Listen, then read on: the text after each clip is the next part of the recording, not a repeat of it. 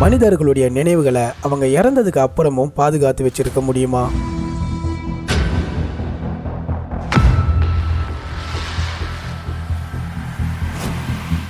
ஒருவேளை அப்படி நடந்தா என்னவாகும்?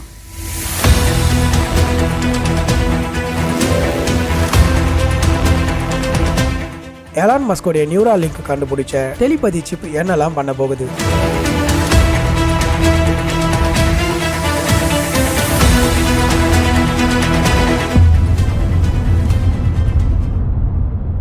Welcome back to our channel. இந்த வீடியோவில் நம்ம எதை பற்றி பார்க்க போகிறோம்னா, மனிதர்களுடைய நினைவுகளை ஒரு சிப்லேயோ இல்லை கம்ப்யூட்டர்லேயோ சேவ் பண்ணி வச்சு மறுபடியும் அதை பயன்படுத்த முடியுமான்றதை பற்றி தான் பார்க்க போகிறோம்.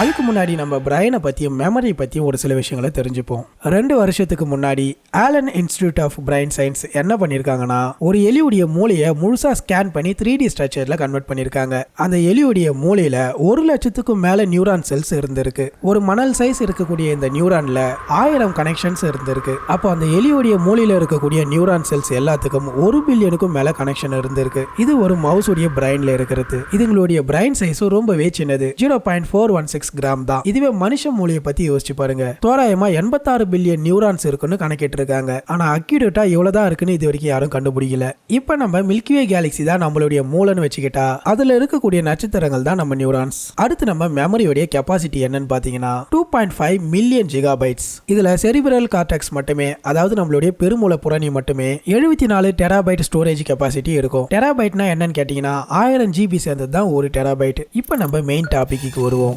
மனிதனுடைய நினைவுகளை ஒரு கம்ப்யூட்டர்ல சேவ் பண்ணி வச்சு அவன் இறந்ததுக்கு அப்புறம் அதை யூஸ் பண்ண முடியுமா? இப்ப நமக்கு மூளையை பத்தி ஒரு சில விஷயங்கள் தெரியும். இந்த உலகத்திலேயே ரொம்ப சிக்கலானதுன்னா அது மனித மூளை தான். ஹாலிவுட் படங்கள்ல வர மாதிரி ஒரு சின்ன டிவைஸை வச்சு மூளைக்கும் கம்ப்யூட்டருக்கும் கனெக்ட் பண்ணி மெமரியை டிரான்ஸ்ஃபர் பண்ண முடியாது. அதுக்கு முதல்ல நம்ம மூளையில இருக்கக்கூடிய சிக்கலான விஷயங்களை பத்தி தெரிஞ்சுக்கணும். அடுத்து ரொம்ப முக்கியமானது, இதை செய்ய தேவையான டெக்னாலஜி. இப்ப இருக்கக்கூடிய டெக்னாலஜி வச்சு இதை சாத்தியப்படுத்த முடியாது. நம்ம இன்னும் அதுக்கு பல தூரம் பயணிக்க வேண்டியிருக்கு. டைப் 2 டைப் 3 சிவிலைசேஷன் மக்கள் இந்த டெக்னாலஜியை பாசிபிளா ஆக்குவாங்கன்னு இதுக்கு முன்னாடி ஒரு வீடியோல நம்ம பார்த்திருக்கோம்.